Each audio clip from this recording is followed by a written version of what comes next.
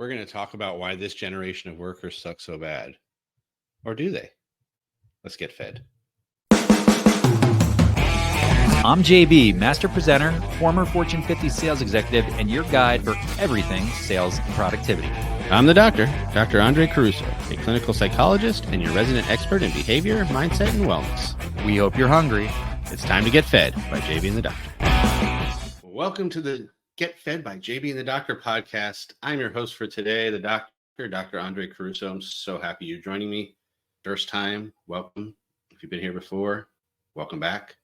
But you know what we need you to do right away, if you haven't already, is hit that subscribe button, hit that like button, hit that follow, turn on those notifications, rate it 5 stars.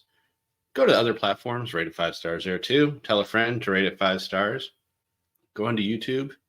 Do all those things. Comment, save, like. All right. I'm getting carried away now. It's a lot of things to keep you thinking about. But we appreciate all of them. But as you probably heard in the tease, we're going to talk about generations and how different they are among people. And are they different? I think that is a great question. No matter where I go, all the time, I hear the younger generation is lazy. They don't want to work, can't find anybody. No one wants to be out there. They just want to stay home and play on their phones all day. They all think they're influencers, all these things. We've heard them all. Is there some truth to them? Maybe a little bit. Well, here's a key. That's true among any generation. Any generation you can think of has people that fit into those categories. What else does every generation also do? They blame the generation before them. Oh, loud rock music. Oh my God, I can't believe they're dancing around like that. Everything. We've heard it all about generations before. And now we're just hearing the same thing about the generation today. But what has been true in the past is also true today. Every generation has people that are hard workers. Every generation has people that don't want to work. Every generation has people that excel at certain things. Every generation that have hard times. It doesn't matter the generation. All these things are true across the board. What has changed? There is some differences, right? We are people. We are all unique. So there will be some changes throughout time. Sure, because things change around us. We have different references. We have different ways of getting entertainment. We have different ways of connecting with each other. Every day something is changing. We went from having beepers to cell phones to computers in our pockets, now to having AI out there doing things. Of course, it's going to be different. Of course, people are going to work differently than they did in the past. And they're going to expect different things than they expected in the past. And that, I think, is what we're starting to see is the big difference. But let's slow down a little bit and take it back a little bit. Why were people so loyal to the businesses in the past? Why did they stay so long? Why did they do these things that we're talking about the youth not doing the same way today? Well, there's pensions. We don't have pensions anymore. Unless you're in the government position or an old established company that's still running some of those same traditions today, not many of them left, there's no more pensions. So there's no reason to stay. The motivation, the carrot that they're dangling in front of you to stay that long term towards retirement that you're building up is just no longer there. Now there's 401ks, now there's investments, and those things are not necessarily tied to the company, and nor should they be. So that offers options. So when you have options, it makes sense to go out there and look at what's out there to see if you can better your position and where you stand. And that actually should be encouraged. We want people to do better. We want them to be better. We want them to see what's out there and to take advantage of it. Now, the onus is on the companies to keep people happy, make them not want to leave, to understand that there's different wants and needs out there for different employees. And it's not all the same. It's not all about money always. Money is a driver. It is a motivating factor. We all like to get paid for what we're doing and get paid well, and at least get paid what we think we're deserving. Side note, have some reasonable expectations of what you're deserving and what you're earning, because there is an actual challenge with some of that where we don't know necessarily what to expect. And that could be from education, from not having enough experience. That also could be because we aren't transparent on what we get paid in companies, and the companies like it that way. So having a little bit more transparency around that, then you can set some better standards on expectations of what we should be earning and what we deserve. But you want to feel wanted. You want to feel those things. You want to feel that you're doing a good day's work and getting a good day's pay in return. But that's not it. That's not all that people want. I think the younger generation has done a good job of understanding that there's other ways out there, that they don't need to just go to work and do what they've always done. And that's where the companies have to evolve also. We have to look at what are these other things that employees want. And here's a sneak peek into your future. It's not just the younger employees. Everyone is starting to understand that there's more options out there, and their skills transfer other places, and there's other ways that they can make money and do things. So it's not just about the younger generation.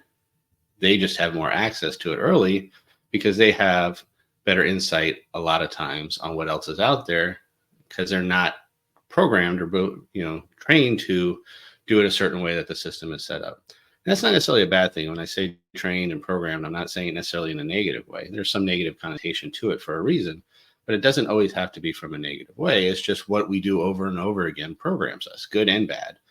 And that's just how behaviors are created. So if we're doing this from a business aspect, we're used to doing it a certain way. We continue to do it a certain way and get stuck in that kind of way of doing business. And the younger generation had an ability to see things being different. And that also got amplified by multiple people, not only the younger generation, but all generations, along with the companies, on how things changed during the pandemic. We had to learn how to do things different. And a lot of good and bad came from that. Obviously, it was great having a pandemic. We lost a lot of lives. A lot of companies had to shut down. A lot of companies had to evolve. And it did bring on a lot of challenge. But there are some good aspects that come from that too. A lot of companies were able to see, oh, we were doing things that necessarily didn't need to happen because we were just so used to doing it. And now we were forced not to do it. And guess what? It actually worked better. And some of that might be working from home, not needing as much office space, more travel or less travel. There could be hybrid working schedules. There's a lot of things that we took from that we're able to use, and it's different from company to company. So I don't want to get too deep into that, but it is the idea that we have learned a little things over those times, and we were able to make adjustments. And when we make those adjustments, we could actually see some of the things that were truly important to us. And I think that's what a lot of the workforce today, younger and older generation, were able to do during that time, to look and see what was important for them and was important for them going forward in their life and career. So what do we do about that? What do we take? We realize all these generations aren't really that different. Different areas that they excel in, sure. Obviously, building out your team with multiple generations on it, quite ideal. You have that experience brought in from all those generations and all those different people. And it matters not only just generation, it's just kind of how we're talking about it today, but having a unique, broad makeup of your team, a very diverse makeup, is very healthy. And diversity means a lot of things. It could mean gender, race, backgrounds, education, generations. We want a very diverse team to able to bring in these different ideas from different areas. And one of the other things that's really big, which we're going to be talking about more and more over the next few months on Get Fed by JB and the Doctor, is soft skills. Soft skills are in everything. And this is what we're seeing the different generations of workers all crave. And that's feeling more part of a team, having a better culture, having better communication, having great leadership that is on the same page, that's delivering the same unified message, so that they know what they're supposed to do as an employee and they know how to best support the company. So in turn, the company will best support them. And when you have those kind of communication, leadership on down, it really, really sets a tone and a culture of a company that people want to work for, no matter their generation. They feel important, they feel wanted, they feel listened to, they feel like they're doing something that actually matters, along with getting a paycheck and being able to support themselves and their families. So you put all that together, it's really not that difficult. It's just a matter of getting out of our mindset. This generation is no different than any other generation in the sense there's people across the board that all these things all these differences. And that's important. We need to stop dividing over things that don't matter. We love to label things, and then we create that division around it. Most of these labels don't mean a thing.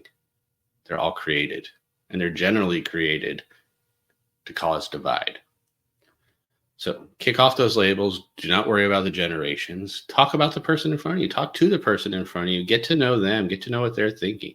See if they're a good fit for your company. See if you're a good fit for the company that you're talking to. That's just the best way to do it. Take all that stuff away. Have a conversation. Put your best foot forward. Be honest. Be authentic about what the company wants and needs. Be authentic about the things that you need as an employee, so that when you guys know if you're matching, you know it's a good match and that everyone's going to be happy. Not everyone's going to match, and it's okay. And everyone's a good fit for everything. So that's my talk to you today about generations, and they don't really matter. What matters, again, is the conversation around it. Those soft skills, super important. That's why we talk about them all the time. So let me know what you think. I'm dying to hear from you. I want to hear from all the generations to hear what the differences are, how much they matter, how much they really don't, because they do mean very little in the big picture. But in this generation, what do? We follow each other on social media. We follow each other online. We click on all those buttons. We subscribe. We like. We rate 5 stars. We slide into DMs. We do that way too often, but not enough for my liking. So slide in my DMs. Let me know what you guys are thinking about this. And of course, you can follow us at JB and the Doctor at all our social media, or at jbandthedoctor.com. Tell me what you guys think about this. Tell me what you've learned from this, or working with different generations. What you'd like to hear more about around this topic. So do all those things, and I'll catch you next time. Peace out, yo.